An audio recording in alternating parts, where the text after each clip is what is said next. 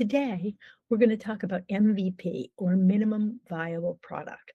This is a way to get from planning to actually being in business with that same customer centric approach we've emphasized all along. It lets you start in a smart, nimble way so you can learn, adjust, and improve real time, which lets you grow fast while saving precious time and money. No matter how much planning you've done, there comes a time when you just have to start selling. You have to have real conversations with actual customers. And no matter how much testing you've done, you're still going to have so many questions. Some of those are key to your business's success. You want to see, will customers buy? If they won't, why not? Are you targeting them right? Are you getting to the right customers? Are you talking to them in a way that resonates with them? So what you want to do is launch, but not some huge, splashy, open for business event. The whole idea is to learn, and then you can invest more, scale, and grow. So what is an MVP? An MVP stands for minimum viable product. So minimum meaning the least you can get away with. Viable, something that really works, and a product which is something that somebody wants to buy. It doesn't even have to be the product or service that you're planning, not even a scaled down version, because you're not testing the product or service, you're testing your business hypothesis. Yes, you're offering something of value to real customers, but the whole idea is to create an opportunity for real dialogue as a chance to learn. So why do this?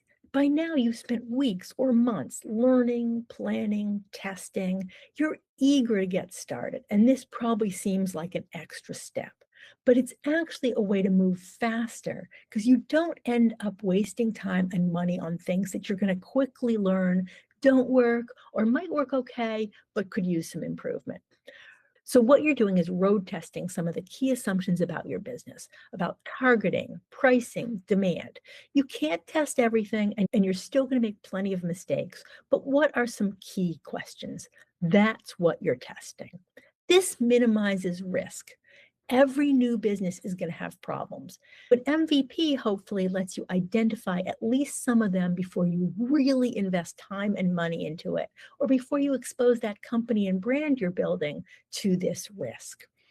That's because you launch in a small, nimble way, giving yourself an opportunity to change things. You haven't really gone out there big yet. You haven't put a lot of advertising dollars behind it. You can test it, fix what's not working, and get to market in a more feasible way.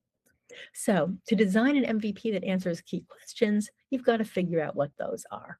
You probably have a lot of questions, but what's the biggest uncertainty? What's really central to your business?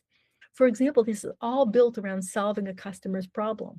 Are you sure you've identified the right one and you're presenting it to customers in a way that makes sense to them? Is your solution to that problem right? You might think so, but what do customers think? You've done customer discovery, you've talked to them, but what do they think when their money's on the line? Value? Even if you've identified the problem and provided a good solution, it's got to be so compelling that the customer will try it. And of course, pricing. Is your solution compelling enough that they'll pay for it? What do you really want to know? That's what you want to test. So, when you're designing your MVP, a lot of people start with the product or service they want to launch and work backwards. They take out the things they don't need right now.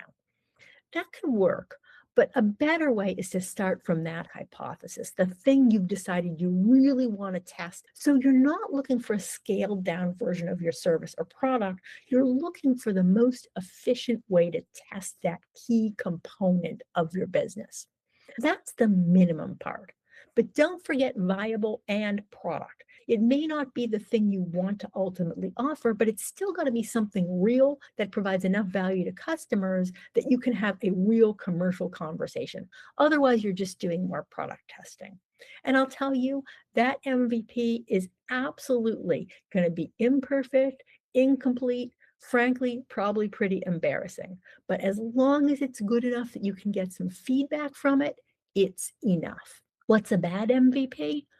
Taking your whole final version and maybe taking out a few features, something that's overly complicated, so you spend a lot of time explaining how to use it instead of getting answers to the questions you're really seeking, or making everything so complicated that you tie yourself up in knots and fail to produce anything. The MVP is a test, so it doesn't have to be perfect either. If you do it wrong, you'll try it again. What's really important is that you include those one or two key features, factors, things that are crucial that make you different, that really address the client's needs. If there's more than one or two, the MVP doesn't have to be a one-time thing. Test one or two of them now, do another MVP that tests another. You could continue with the MVP process until you feel confident. So not only the MVP, but the MVP process should be minimal, as little as possible. Leave out everything you don't need. What does this look like? In food, fashion, consumer, it might just be one style, one item that really exemplifies what you're trying to do with the brand. How does that resonate with customers? Technology, it's going to be something really pared down, really buggy. It may not even be the product at all. If you're building an app, it's probably not an app. It's a mobile site that you've pulled together on WordPress or just vibe coded. It's a questionnaire. And then you take that questionnaire and do everything else manually, whatever is the minimum. In services, you may just want to choose one thing you can do for a particular customer that solves a specific problem. Your goal is, say, to offer therapeutic yoga. You start with sessions for tennis players who've injured their backs. If it gets you into dialogue with the right customers, if it can help you answer those key questions, it's an MVP. The idea is that it's simple and maybe even kind of rickety, because you want something that you can test and adapt quickly. And as we said, it's an iterative process. You're going to want to fix it, tweak it, get more feedback, keep going till you get the answers you want. The best MVPs start with one thing, one problem, one central feature that you want to test. Keep refining it until it's pretty good. The goal isn't to perfect this MVP, it's to learn. So when you feel ready, move on. If there are other aspects you want to test, go for it. Take the MVP or slightly altered version and use them to get the answers to that next question. The goal here is to get answers. So what's the best way to do that? You can go out there, try a bunch of things, gather a lot of data, and see what you learn from it. That might work, but it's too easy to see what you want to see and not really learn what the data might be telling you. So it's usually better to create a hypothesis, figure out what you're looking for before you launch. We believe that this target customer will behave in this way because they see this value, and this is how we're going to test it. But how will you know what you're looking for? How will you know when you see it? That's why you need to also decide what metrics you're going to measure. And again, it's better to define those before you launch. Otherwise, you may not collect the right data. So, what do you think will support or disprove that key hypothesis? What will measure the behavior you're hoping to see? Measure actual things that customers do, not what we call vanity metrics, like how many people view your homepage or how many likes you get, unless that's core to your business. Measure things that are going to move the business forward. And remember, the MVP isn't done in a vacuum. The goal is to move to that next step. So it's good to know what that next step will look like. Of course, you're going to refine that too based on what you learn here. But how will you know if you're ready to move on unless you have a sense of where you're going? So you want to evaluate what you learn from the MVP with that next step in mind. Most MVPs are mixed. If you launch the MVP and everything is 100% on track, I would check your assumptions, because it's very probable that you're being too kind on yourself, that you're not really learning what you need to learn. Typically, there will be a bunch of things you learn from the MVP. Some you will just smack your forehead and say, how could we have missed that? It's an easy fix. Maybe you don't even need to retest it. You just put it in the next version. Some are interesting facts that might be useful down the road, but they're not deal breakers. Keep a list of those and get around to them when they make sense. What you're looking for are issues that impact that central hypothesis you're testing. Signs that maybe There's something there, but you still don't have it quite right. That's where you need to adjust and retest. And of course, some MVPs are not going to give you the results you're hoping for at all. You're getting no traction, there's no resonance. That's an okay outcome too. It won't make you happy, but you're learning key data sooner rather than later. So if that happens, don't just slink into a corner. Learn from it. Look at your metrics, but more importantly, go back to those customer conversations. See what you can learn. Is there something that's salvageable? Is there some point that customers keep making? Maybe that's where you ought to be looking. But really investigate, keep your eyes and mind open and see what you can learn. Because the MVP is just one step. There are a lot more ahead. Most likely your next step is to add a few features, fix a few things, and take it out a little more broadly. But in those subsequent steps too, try to stay nimble. Try to keep putting yourself in a position to learn. Take that MVP approach as you continue to grow your business.